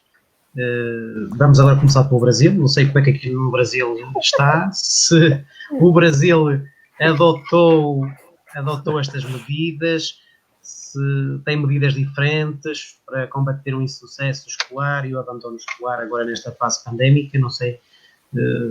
Renata, o que nos podes dizer dos impactos da educação na pandemia? Primeiro iniciar a educação lá e depois... Só para a gente ter noção de algumas coisas. No Brasil existe uma questão de independência dos poderes públicos. Né? Nós temos o poder federal, que é o poder do presidente, e depois nós temos o poder público nos distritos, nos estados. Né? E esses estados, eles têm poderes independentes. Então, os estados podem tomar decisões por si só. Né? Então, eu vou falar do meu estado, porque... E aí, o que acontece no meu estado não é a realidade dos outros estados brasileiros, que não vai ser a realidade nacional. Mas grande parte das escolas tem adotado as aulas, não é? EAD, as teleaulas, mas são de formas distintas. Não é? O setor privado... Desculpa, no Brasil tem feito isso? Sim, eles já começaram a fazer, mas vê, o que acontece... É que eu às vezes estou a ouvir um bocadinho mal. Sim, a rede privada tem tomado um tipo de decisão e as redes públicas uma outra dimensão. Né? Então, você tem uma realidade de um público, por exemplo, nas redes particulares, que tem um poder aquisitivo melhor. Então, grande parte deste público tem internet em casa, né, 24 horas, ilimitada, tem computadores, tem celulares que lhe deem condições de assistir essas aulas. Então, as aulas na rede particular têm acontecido de forma muito parecida com as nossas aulas, por exemplo, do mestrado. Né? A partir do Zoom, lá tem utilizado muito o Meeting do Google. Mas tem acontecido de forma muito idêntica, não é? Os alunos conectam-se todos os dias e os professores, dentro das possibilidades, estão a dar as aulas. Mas a realidade do setor público é totalmente distinta. Né? Você imagina que, por exemplo, milhares de pessoas no nosso estado não têm computador em casa. Milhares de pessoas não têm internet em casa. Muitas vezes tem internet, às vezes, no telefone, mas é restrita, não é? É limitada. Então, por exemplo, e aí a decisão do governo do estado de Sergipe, por exemplo, foi que cada escola deveria escolher a melhor forma de lidar com esta questão. Né? Então, por exemplo, eu hoje conversando com uma amiga que é professora da rede pública, tem aulas que, por exemplo, que não estão acontecendo. Em algumas escolas, por exemplo, os professores estão disponibilizando materiais impressos, deixam a escola, né, imprime e deixa lá disponível para os pais irem buscar para os alunos. Mas a realidade é que, infelizmente, muitos pais não foram buscar esses materiais. Né? Depois, uma outra realidade, aí os professores têm tentado gravar vídeos em casas para disponibilizar pelo WhatsApp. Fizeram grupos no WhatsApp imagina você dar aula pelo WhatsApp. E não é em chamada de vídeo, porque se fizer a chamada de vídeo, a internet do aluno acaba. Né? Você vai mandando os vídeos, assim, sabe, aqueles... E no Brasil acredito em tudo. Porque as pessoas não têm internet em casa, não tem outra maneira, e é tentar compensar. Aí, às vezes, os professores tem alguns grupos de WhatsApp, por turma, por exemplo, e o professor fica a mandar alguns materiais curtos, tem que ser curtos, porque se forem longos, a internet não é suficiente para baixar, né? Imagine se isso dá certo. Não dá, não é? E por exemplo... Não dá, mas os brasileiros conseguem. Os brasileiros conseguem. Consegue, mas não deveria ser dessa maneira. Eu sei. Claro que não. Tem cursos técnicos, por exemplo, que estão fazendo aulas gravadas, estão gravando e depois disponibilizando para os alunos. No caso da universidade lá em Sergipe, estava no período de férias, né, quando a pandemia começou no Brasil e não se retomou as aulas ainda. Né? Estão se falar que vão retomar para alguns cursos as aulas, mas ainda não tem nenhuma decisão efetiva de como isso vai acontecer nas universidades. Mas é uma realidade caótica em relação à educação. Né? Já se sabe que o ano letivo está perdido no Brasil e não há previsões ainda de melhoras para aquela situação lá. Na minha opinião, eu acho que nenhum país em estado de pandemia devia voltar às aulas. Pronto, percebes? Porque é assim, nas universidades é uma coisa, não é? Sim. Geralmente a maioria, ou quase toda, que estudam em universidades têm tecnologia, não é? Pronto, mas a maioria, por exemplo, em Portugal, e, por exemplo, em concelhos mais pequenos de Vila Real, há crianças que os pais não têm capacidades para lhes comprar um computador ou um tablet, ou desse género, não é? Como tu sabes, o Brasil, eu penso que os brasileiros têm uma noção de que Portugal é um país, lá vive-se bem e tal, vou para lá morar, porque lá vive-se melhor que aqui. Mas isso pode-se até refletir mais ali para o interior, não é? Agora aqui no Norte, as pessoas vivem mais do campo, não é? Da indústria, do campo, e são pessoas muito pobres, principalmente aqui na zona da Vila Real, no distrito, há muita gente assim. E eu acho que mesmo as câmaras tomando a iniciativa de apoiar as escolas na distribuição de computadores, tablets, internet, para os alunos terem acesso, acaba sempre por ser difícil esses alunos assistirem concentrados às aulas, porque vão estar sempre em casa, não é? E ao estar em casa, podem distrair-se completamente, seja com a televisão, seja... Não é? Eu acho que... Seja com a alheira, com o queijinho bom, também aqui muito bom. Foi uma má... E é muito fácil uma pessoa distrair-se com alheira. Foi uma má decisão a nível de Portugal, não sei se o Brasil também tomou essa decisão, mas Portugal acho que a nível do ensino básico, pessoalmente básico. Secundário não, porque o 11º e 12º necessitam, porque têm exames agora, não é? E precisam de ter esse apoio. E precisam ter esse apoio para os exames. Mas as restantes, do 9º ano para baixo, 10º também, o 10º para baixo, descusavam de estar a ter aulas. Acho que é desnecessário, porque eles nunca vão estar com atenção e nunca vai ser como presencialmente, digamos assim. É justo. Mas não pode ser. Só para complementar... Não podemos cancelar as aulas dos miúdos. Sim, mas vês, por exemplo, esta semana, acho que foi ontem que eu vi a notícia, né, o estado de São Paulo, né, imagine que, por exemplo, São Paulo tem a maior cidade da América Latina. Você imagina quantos milhões de pessoas, né, estão a viver no estado de São Paulo. E o Brasil, apesar de nunca ter feito um isolamento efetivo, já está começando a sair do isolamento, né, a flexionar as coisas. E o governo do estado de São Paulo, por exemplo, divulgou esta semana que vai se retomar as aulas da rede pública. Agora, você imagine, com medidas de contingenciamento. Agora, tu imaginas, a realidade do Brasil é o seguinte, as salas de aula têm, em média, 40 alunos. Tem salas de ter mais de 40 alunos. Tu imagina meter numa sala pequena 40 crianças, né, com um professor, e como é que tu faz as medidas de segurança nessa situação? Né? Será que... eu não sei como é que o governo de São Paulo vai fazer isso. Porque como é que eles vão fazer? Vão dividir a turma? Né? Uma turma vai... Né, vão contratar mais professores? Vão ter mais salas de aula? Vão ter mais escolas? Como é que vai ser? Não se sabe. Né? Se querem retomar as coisas, mas não se sabe exatamente como é que vai fazer. Né? Para mim, eu penso que o ano letivo está perdido. Né? Nesse sentido. Né? Eu acho que é preciso garantir a integridade das pessoas agora. Né, pensar numa retomada de aulas, não é? E tiramos por nós, por exemplo, Rui, não é? As nossas aulas. Tu conseguiu ter a mesma produção que tu tinhas antes, com as aulas presenciais? Claro que não. Tu sabes isso melhor que eu também, não é? Exatamente.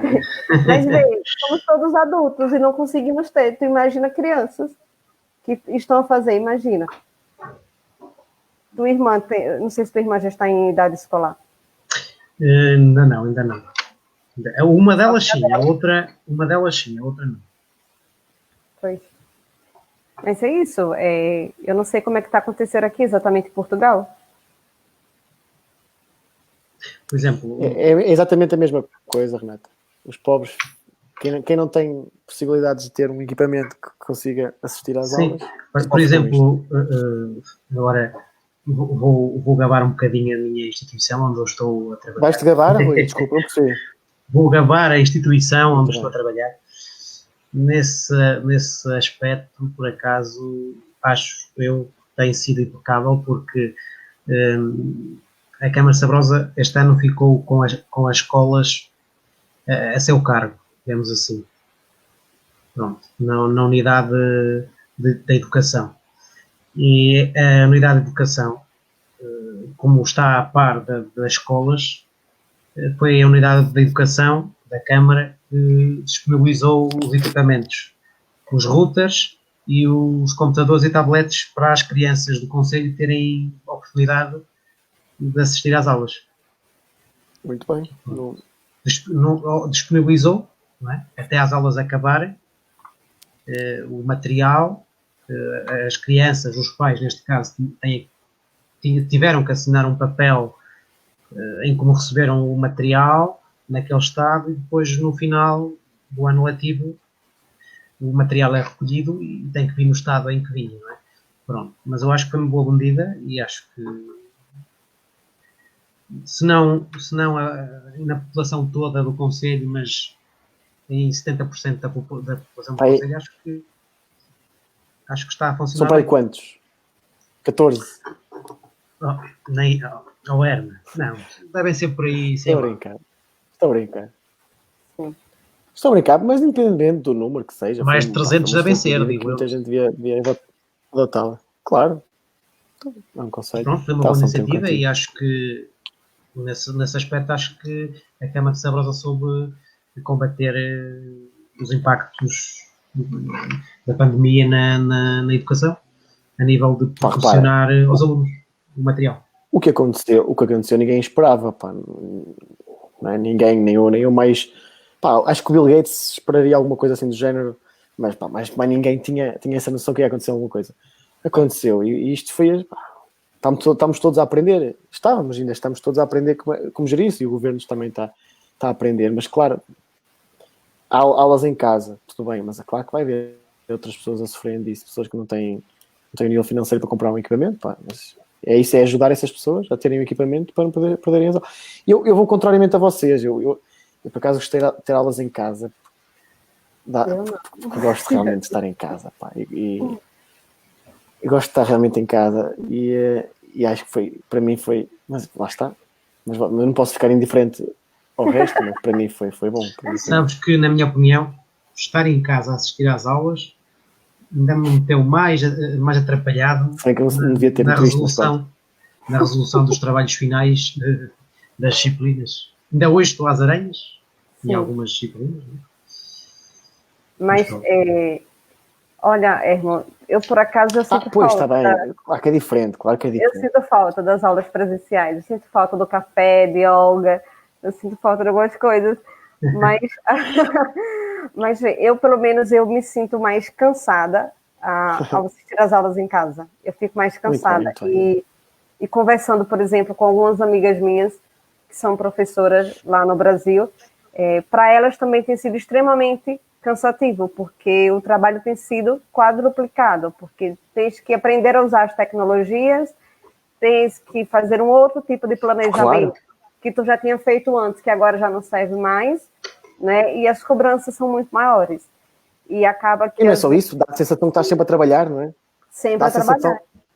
Desculpa. Não, dá a sensação... Sim, dá a sensação que estás sempre a trabalhar, não consegues... Sim, a falsa sensação de estar sempre a trabalhar, não consegues distinguir o trabalho do lazer, do ócio, claro. Sim, e depois que a produtividade também já não é a mesma, porque em casa uma série de coisas distraem a nós, alunos, e aos professores também, não é? Porque, imagina os professores com os filhos em casa, tem que dar atenção, você não vai, né? Nem sempre tu vai conseguir se trancar, não é? Trancar-se no sítio e ficar ali tranquilamente, não vai. Não é? Nós também não ajudamos. Muitos de nós também não ajudamos. Que eu vejo, por exemplo, que o professor está a dar a aula e há miúdos que nem ligam a câmara, metem aquilo a dar e vão à sua vida. Mas isso, não é? E é impensável, há 5 meses era impensável poder, quando quisesse, poder calar um professor, é só carregar e já está. Mas nunca fiz isso, atenção, mas dá a oportunidade de fazer isso e outras coisas, como por exemplo, lá está, não ligar a câmara e ir e fazer outras coisas enquanto o professor está a ser muito bom para nós a dar a aula, preocupado connosco, e nós não queremos saber, não temos paciência para isso. Coisa que presencialmente não acontecia. Ou a pessoa faltava e tinha falta, ou então assistia, tinha que assistir. Claro. São os novos tempos. Sim, Pois bem, vamos seguir. Para não falar daquela gente que vai de pijama para a aula. Isso é ridículo. Eu, por exemplo, vou, Herman. Que nem sai, nem se dão ao trabalho, de sair da cama, pá. Que Por acaso eu fico na cama. Herman, tu estás a falar, mas eu aposto também faz o mesmo, não é? É. Estou a dizer, estás a falar, mas tu também fazes o mesmo. O quê? Ficar Vocês na caminha. Quer dizer, fazem na cama, ou seja, fazem na cama as aulas. Claro. Aulas às 8 da manhã vais sair da cama, é? Essa aula e tal. Não faço. Não, estou a dizer, na cama, quando eu digo ter aulas na cama, é aquelas pessoas que estão no pijama, vais almofar e estão ali até lá. Isso não, na cama, se estiveres sentado na cama, vestida e a falar é uma coisa. Agora, pessoas que estão deitadas.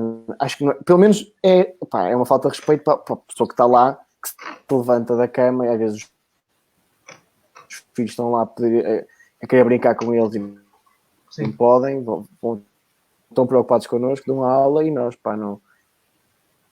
Acho que é uma falta de respeito para o professor, pá. De estarmos como nos bem apetece. Pá, pelo menos daqui para cima estejamos apresentáveis, pá. Não é como eu, que estou completamente nu daqui para baixo. Faltam-nos 3 perguntas para acabarmos este primeiro diálogo. Vamos ao próximo. Recentemente tem surgido novos... Desculpa. Diz-me. Ainda há pessoas?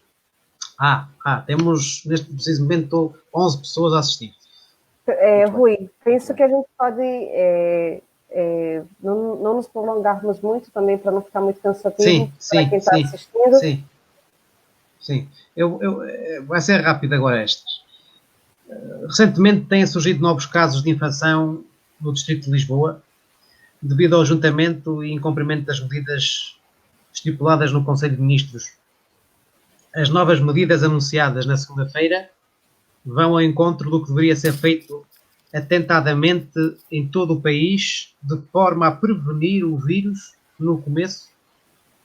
Portanto, o que eu quero dizer com isto é, começaram a surgir os casos em Itália e depois em Espanha.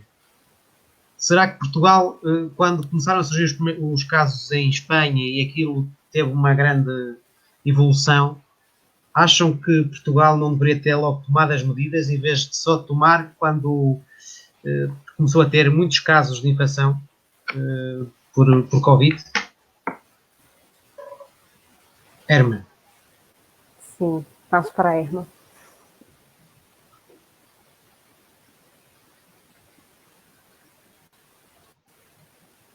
O Herman congelou? O Herman... Acho que o Herman não está a ouvir. Repara, Portugal foi o país que esteve mais... Portugal foi o país que esteve mais preparado para enfrentar isto. Estão-me a ouvir, não? Estão-me a ouvir? Sim, agora sim. Estou. Agora sim, estamos a ouvir.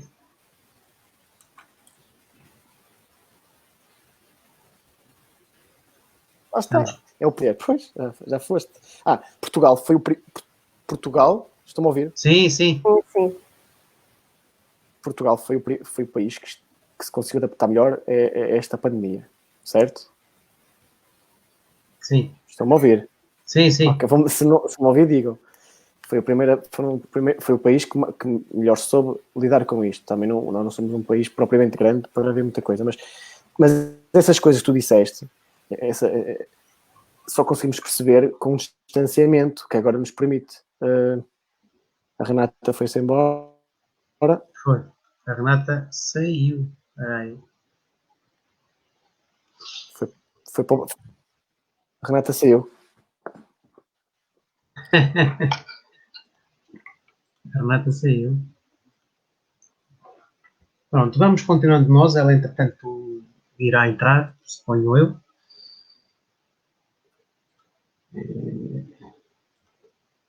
Podes continuar o teu processo de reflexão.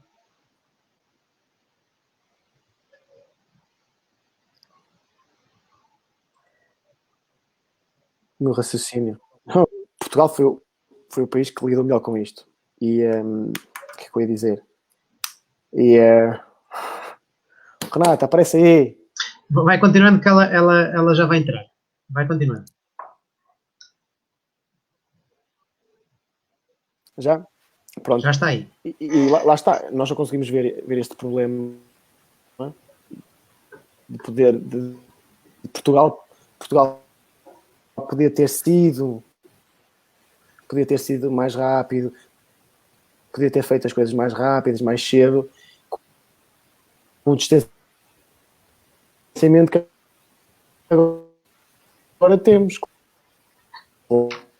Claro, mas na altura em que aconteceu e que devia tomar essas medidas, obviamente que era muito cedo para percebermos quando é que nós devíamos tomar essas decisões de recolher e de confinar. Claro que nós agora pensamento em que Portugal, que Espanha, coisa havia aconteceu, ainda não vai mais fazer e é feito mas não houve isso. Não creio. Foste embora. Estamos com problemas em ouvir-te. As novas tecnologias não querem nada connosco, pá. Bom, Renata, já estou farto de ouvir, já não estou farto de ouvir. O que é que tens a dizer sobre isto? Passemos rápido para passarmos depois para a próxima pergunta, que é só direcionada à Renata, para acabarmos. Mas o que é que tens a dizer sobre isto de Portugal? E bem, Rui. De termos, imagina não, quando surgiram os novos casos de infecção, no distrito agora de Lisboa, pronto, houve um incumprimento das medidas estipuladas pelo Conselho de Ministros e começaram a surgir novos casos em Lisboa. Achas que estas medidas que foram anunciadas por causa deste novo aparecimento do Covid na zona de Lisboa, achas que deveriam ser feitas em Portugal antes de ter aparecido os casos no país? Olha, Rui, tem algumas coisas que a gente precisa ponderar, né? Às vezes a gente espera acontecer as coisas e para depois tomar, né, as decisões, né? Obviamente que prevenir sempre é a melhor forma, não é? Mas a gente também tem que pensar o seguinte: ficamos aí quase três meses, não é, em isolamento, e nenhum país também consegue ficar tanto tempo parado, né? Não só do ponto de vista do público, né, mas as pessoas também, o setor privado precisa reabrir, né? Eu acho que Portugal, o governo português divulgou uma série de medidas, e essas medidas precisam serem cumpridas, né? A partir do momento que elas não são cumpridas, precisa haver punição. Eu penso, né, que precisa serem aplicadas multas para quem está a descumprir as regras, porque por conta de um que descumpre, a coisa volta a acontecer, né? Foi o que aconteceu em Lisboa, foi o que aconteceu no Algarve, que pode acontecer aqui em Vila Real, pode acontecer no Porto, e uma série de coisas. Porque neste caso, eu penso, né, que se não há punição, parece-me que não serve de exemplo para os demais. Né? Às vezes as pessoas precisam saber que houve alguém que se deu mal, não é, entre aspas, por terem descumprido uma regra, para saber que não deve mais fazer, porque, olha, é o que a gente às vezes fala no Brasil, é a sensação da impunidade. Eu erro, mas eu não sou punido, né? Então parece que serve de mau exemplo para os outros. Olha, eu posso errar também, porque ninguém é punido neste lugar. Né? Eu estou falando de Portugal, mas é o que acontece também, enfim, no Brasil. Mas, assim, começando logo no presidente, não é? Sim, exatamente. Mas, enfim, eu acho que as medidas estão sendo tomadas, há uma série de orientações, né, de restrições que precisam ser cumpridas por todos, né, por mim, por nós, por todo mundo. Estas medidas que foram agora tomadas recentemente agora para Lisboa vão tornar a afetar a economia, neste caso, da capital, não é? Claro. Sim. Porque os cafés vão fechar às 8, os centros comerciais às 8, os restaurantes às 11. Sim. Pronto. Isto por culpa de quem? Sim. Pessoas que também são jovens. Por culpa dos jovens. Não têm respeito pelos outros. Não têm respeito pelos outros. Claro. Renata, última pergunta e acabamos e encerramos contigo. Ok. Ora, uma bela maneira de encerrar. Muito bem, Rui. Estás a ficar um perito nisto. Não é? Nós temos que saber a opinião da Renata do Brasil, não é? Portanto, claro. Voltando à situação do Brasil, que se vive no Brasil, neste caso, em que já se registaram mais de 1 milhão de casos e 53 mil mortos, como é que achas que o governo se está a comportar perante a situação caótica que se está a viver no Brasil? Pois, boa pergunta. Não é? E aí eu vou voltar ao que eu falei anteriormente em relação à educação, não é? Nós temos o governo federal e os governos regionais, né, os dos estados, depois os governos municipais, que seriam as câmaras aqui em Portugal. Veja, oficialmente hoje no Brasil nós não temos ministro da saúde, nós estamos sem ministro da saúde, então por isto você... É um quartel, não é? Sim, você imagina o que está acontecendo, né? Em plena pandemia nós não temos ministro da saúde, não é? Mas mesmo que tivesse também não estava fazendo muita diferença, infelizmente. Mas nós tínhamos o ministro Mandetta, depois em abril o Mandetta sai, entra o Tite não aguenta também aí um mês, e desde então, desde 15 de maio, nós estamos sem ministro da saúde. Por outro lado, os governos locais, os regionais, têm autonomia para tomar as suas decisões. Mas o que eu tenho visto é que parece-me que os governos estaduais estão, entre aspas, né, cedendo à pressão, não é, e já estão começando a retomar as atividades, mesmo sem a pandemia estar controlada. Né? Tu acabou de falar aí, nós já passamos de mais de 50 mil mortos. Né? Mas o governo federal, por exemplo, tem assumido uma outra postura agora. Parar de divulgar, né, os casos de morte. Para vocês terem ideia, há algumas semanas atrás, o governo federal tirou do site as informações das mortes por Covid. Porque eu acho que da cabeça da direção, né, do país, se não se fala, deixou de acontecer, deixou de existir. Não é? Para as pessoas pararem de falar nas mortes. Hoje eu consultei, por acaso, por curiosidade, o site do governo federal, né, do Covid, e na parte principal, assim, em primeiro plano, aparece o número de curados. Né? Vamos falar só do número de curados, vamos deixar os números de morte, parece que não vamos dar ênfase ao número de mortes. Aí tem uma série de questões. Então, assim, esses são os números oficiais, Rui. Mas no Brasil se fala de uma série de números que não estão sendo notificados. O Brasil não está testando como deveria, não está fazendo os testes como deveriam. O governo federal tem, desde o início, feito uma luta contrária aos governos estaduais, porque no início os governos estaduais eram a favor do isolamento, e vocês bem sabem, né, o presidente é contra o isolamento, e se ficou essa luta durante muito tempo, né, e continua. Para vocês terem ideia, essa semana, parece-me que o Supremo Tribunal Federal, né, determinou que o presidente é obrigado a usar máscara na rua, que ele não estava a usar, porque no Brasil se determinou que é obrigado a usar as máscaras nos espaços públicos, né, inclusive na rua. Mas ele não quer usar, enfim, ele acha que é o rei do Brasil e faz o que quer. Né? Mas, por exemplo, eu vi algumas notícias que o meu estado, Sergipe, lamentavelmente, é um dos estados que está hoje com maior índice de contágio. Não é? E o governo sergipano, inclusive, já começou a reabrir o comércio. Não é? Já tem previsão de reabertura, inclusive, de ginásios. Né? Só não se previu ainda, só não vi na lista de reabertura as escolas. Mas todo o comércio vai reabrir até o final, até meio de julho, se não me falha a memória. Então, você imagina, em pleno nível de contágio, que falam-se que não chegou ainda no alto da curva, não é? E está se reabrindo o comércio. Então, você imagina aí o que é que vai acontecer. Sem teste, resfriadinha, né? É um resfriadinho, é uma gripezinha.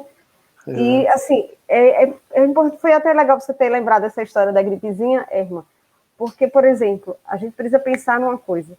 Infelizmente, o brasileiro não aderiu ao isolamento social. As pessoas não tem lutado contra o isolamento social. Então, se criou-se a ideia de que os comércios, os comerciantes iriam decretar falência logo no início. Então, nós tivemos, no início da pandemia, grandes empresários bilionários a irem para as redes sociais e dizer que iriam decretar falência. Teve um caso, inclusive, de um grande empresário que, se não me engano, na segunda semana, terceira semana de pandemia, foi lá e demitiu 700 funcionários. Né? Isso é uma forma destas pessoas, para mim, são escrotas, não é? Falta de consciência social, de botar a população em pânico. Porque o que começou a se discutir foi o seguinte: se a gente não sair, a gente vai morrer de fome. Né? Você prefere morrer de fome ou morrer de Covid? Olha, você não tem que escolher se vai morrer de fome ou se vai morrer de Covid. Né? Se cada um cumprisse o seu papel social. Mas se criou esse pânico entre os brasileiros. Né? Por exemplo, por agora, vão reabrir as igrejas, os templos religiosos. Desculpa, você não consegue orar de sua casa? Né? Qual é a lógica? Em Portugal já abriram. Mas abriu pós, não é? Mas o Brasil está em plena pandemia, Rui, imagina. Então, assim, sim, infelizmente, a gente não tem perspectivas de que a situação... Renata, deixa-me só perguntar uma coisa depois. Pois, pode falar. Pode falar, Erma. Não, eu queria te perguntar uma coisa. Sim, fica à vontade. Eu li em qualquer jornal português, não me lembro qual, que a maior parte dos votantes do Bolsonaro, no início, era a burguesia toda e tudo mais. E agora acho que inverteu. Acho que a burguesia agora está contra eles e os pobres estão a favor dele. Acho que surgiu aí... Acho pelo menos que foi o que eu li, que houve uma troca de apoiantes de Bolsonaro. Isso é verdade ou mentira? O que é que achas? Então, eu não concordo exatamente com esta visão. Eu cheguei a ver alguma coisa nesse sentido também aqui em Portugal. Veja, é que a gente fala que lá no Brasil nós temos uma crise sanitária, não é? Por conta do Covid, mas nós também temos uma crise política. Né? Então, precisa entender... Claro, que já vem há muito tempo. Né? Sim, mas neste momento, essa crise política está extremamente acirrada. Então, assim, é um momento que está se polarizando, né? Se criando alguns grupos. Então, esta burguesia que você colocou, ela está ainda meio que se retirando do lado do Bolsonaro e se colocando como oposição ao governo Bolsonaro, mas é uma tentativa de eleição, porque este ano no Brasil nós temos eleições municipais. Ok. Então, este é o problema. Então, estas pessoas precisam se posicionar para poder se elegerem agora nos municípios, nos conselhos. Por isso que se fala que esta burguesia tem saído. Na verdade, são alguns políticos, né, alguns partidos de direita que estão meio que voltando atrás, mas continuam a defender por debaixo, não é? Basta o governo liberar dinheiro e eles voltam a defender. Faz sentido. É bom ver essa visão. Sim. É bom saber e quando tu falas, por exemplo, que os pobres estão começando a defender, aí eu volto à questão que eu estava falando anteriormente. Se criou um pânico no Brasil de que o pobre vai passar fome por conta do Covid. Entende? Então, na cabeça de quem é miserável, imagine, entendeu? De muito pobre, eu sou a favor do comércio reabrir porque eu preciso de dinheiro. Tu me entendes? Então, sim... Pois é isso. Daí ganhar a simpatia do governo, claro. Sim, e neste sentido, óbvio, que ele tem um apoio grande, relativamente grande nas classes populares também. Senão ele não teria se elegido, não é? Não há tanta burguesia assim. Pois da igreja, a maior parte das igrejas, não é? Isso, e das igrejas, pronto, e aí você tocou um papel fundamental, principalmente das igrejas evangélicas no Brasil. Evangélicas, sim. Né? Você já deve ter ouvido falar, teve um caso de escândalo recente aqui em Portugal, da Igreja Universal do Reino de Deus. Pois, claro. Né? Imagine... o dono desta igreja, não é, o grande bispo, é dono de uma emissora de TV aberta no Brasil. Então, você imagina como é que estas informações, entende, chegam para estas pessoas na TV aberta. E as igrejas têm um grande papel. E estas igrejas, não vou falar, não são todos evangélicos, tá? existe uma parcela da Igreja Católica também com este viés no Brasil. Né? Então, esta parcela, né, desses cristãos, entre aspas, tem se utilizado, eles acham... essas igrejas falam assim, você precisa rezar porque o milagre vai chegar. Não é? Mas é só rezar, aceita porque Deus quis assim. Né? E se cria uma comodidade. Deus quis assim, então aceita, né? E vai ficar por isso. Então, se você tem ideia, eu digo que é lavagem cerebral que as pessoas fazem. Se as pessoas, por exemplo, se as pessoas conseguem um emprego, por exemplo, tu tens que dar dinheiro à igreja porque tu conseguiu um emprego. Você tem que pagar pela graça que você recebeu. Então, é nessa contrapartida. Agora, por conta da pandemia também, algumas dessas igrejas, por exemplo, começaram a vender sementes, dizendo que curavam o Covid. Imagina uma semente de feijão qualquer aí, e estão vendendo para as pessoas dizendo que cura o Covid. Pequenas e médias igrejas. Justamente isso. E as igrejas, infelizmente, têm um papel assim, têm uma responsabilidade nesse caos que a gente vive no muito grande. O Brasil é muito religioso, não é? Sim, muito. O Brasil é muito religioso. E se nós viermos, se a nossa política for direcionada para isso, nós ganhamos votos, assim, não é? Justamente. Então, deixa-me só dizer a última coisa. Sim. Desculpa, vou depois.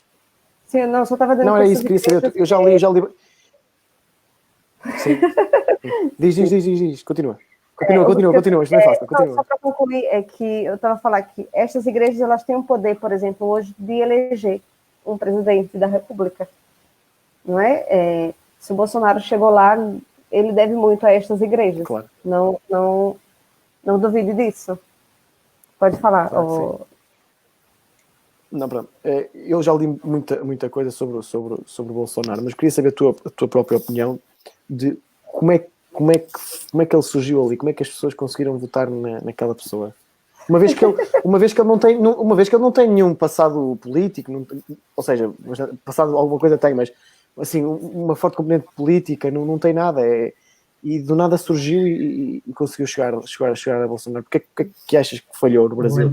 Lembrando que ele é um dos problemas dos impactos sociais, económicos e culturais do Brasil.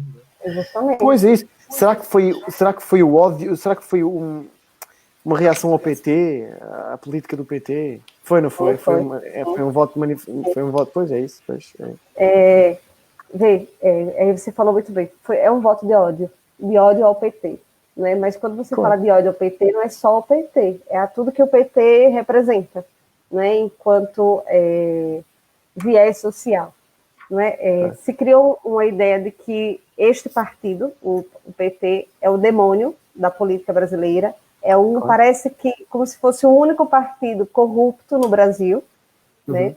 A corrupção do PT, inclusive, eu tenho várias críticas ao PT, mas se criou essa ideia de que o demônio, o grande problema do Brasil era o PT. Não é? Então, só o PT rouba, só o PT desvia dinheiro e uma série de coisas.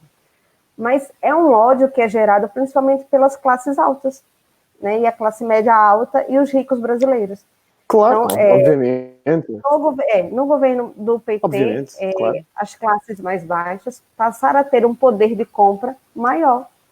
Né? Houve um avanço econômico, né, relativamente considerável no Brasil.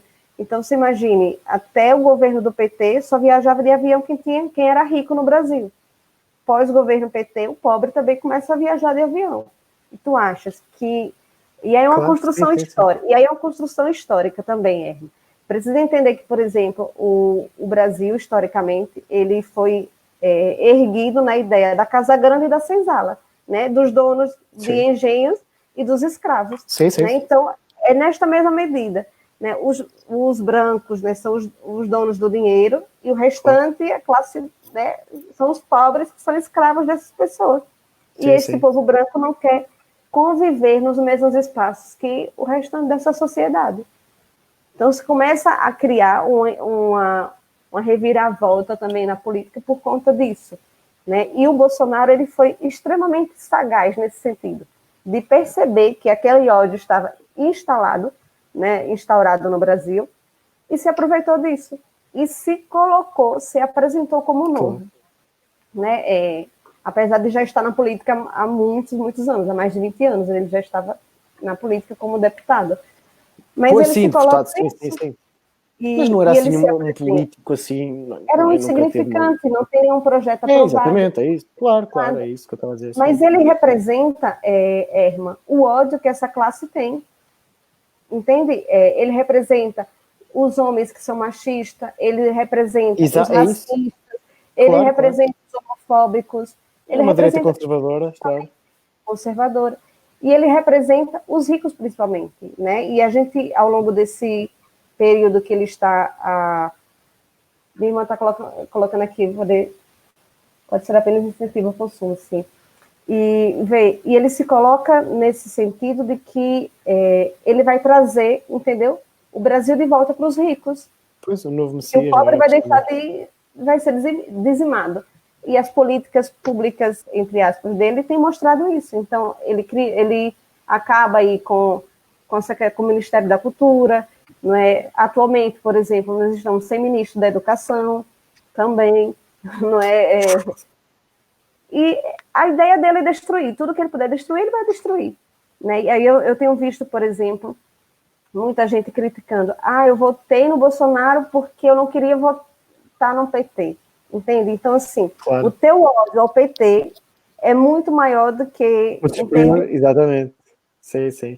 Então, assim, infelizmente, foi nesse contexto que ele se colocou, sabe, Erma? E aí, volta, as igrejas tiveram um grande papel na eleição dele. Imenso. As igrejas têm muito poder aí no Brasil, sim. Muito. Então, agora, por exemplo, ele saiu do partido que ele se elegeu, não é? E ele fundou um outro partido. Para você fundar um partido no Brasil, você precisa ter não sei quantas mil assinaturas populares. Foram as igrejas evangélicas que se colocaram à disposição para colher essas assinaturas. Então, é isto. Diz a Elsa que o Brasil é de ricos, heterossexuais, brancos e religiosos conservadores. É isso. Bem. Mas é isso. Muito bem. Algo mais? Não sei se tem mais alguma coisa a acrescentar. Olha, quero agradecer aos resistentes. Sim, é verdade. Que nos aturaram este tempo todo, pá.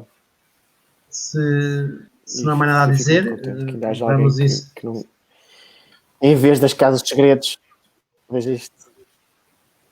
Sim, mas como o que a Erma disse, é agradecer aos resistentes, não é?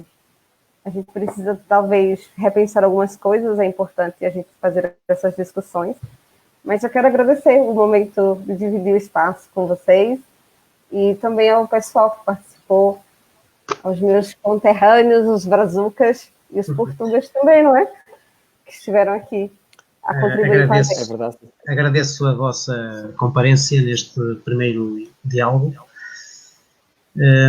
Também agradeço aos nossos ouvintes e conterrâneos. E esperamos que na próxima semana a gente volte com mais um diálogo. E encerramos com uma pequena questão. Que Estás a ficar muito bonito. As pessoas estarão preparadas para se habituarem a esta nova realidade que parece não ter fim? Acho que não. Renata, força. Eis a questão? Não. Eu acho que ainda não.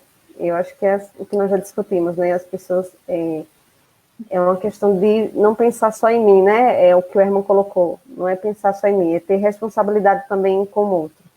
Né? E a gente ainda vai ficar nessa situação, penso eu, por um longo tempo. Infelizmente, né?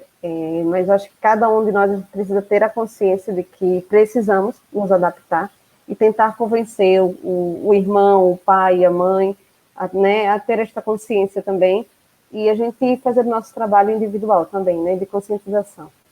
Mas preparados acho que ainda não estamos. E aí nós vamos precisar muito da cultura, né? Para nos mantermos agora sadios e sãos durante estes períodos que estamos a viver. Sim. Isso. Exatamente, é consciencializar as pessoas os jovens principalmente, mas depois no fundo, depois de tudo ser falado, de tudo ser, no fundo, no fim, não é no fundo, no fim, há sempre um totó que vai estragar tudo. Depois de tudo se ter direito de ir. Uma questão final, que surgiu agora com a conversa da Renata. Será que esta pandemia veio trazer um novo regresso da cultura ao seu auge? Não é? Porque, Talvez, como ela né? disse, como a Renata disse, a cultura agora faz parte do nosso cotidiano, porque as pessoas estando em casa ou assim vão assistindo às peças disponibilizadas online e por aí fora. Portanto, será um novo recomeço para a cultura se manifestar e manifestar o seu papel importante ou não. Sim. Tomara que seja, não é? Que sirva para a gente fazer essa retomada. Eu penso que vai ser. E aí cabe a nós agora. A oportunidade está aí, está colocada. Né? Cabe agora a nós, as pessoas que são agentes culturais, aproveitarem a oportunidade, penso eu. Sim.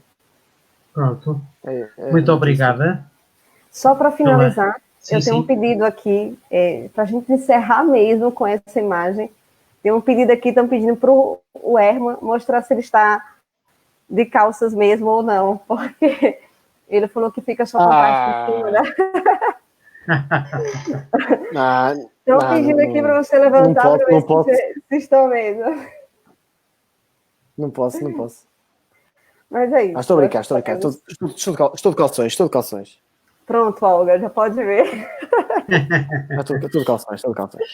Pronto, gostei muito deste momento com vocês. Espero que os nossos ouvintes também tenham apreciado e gostado.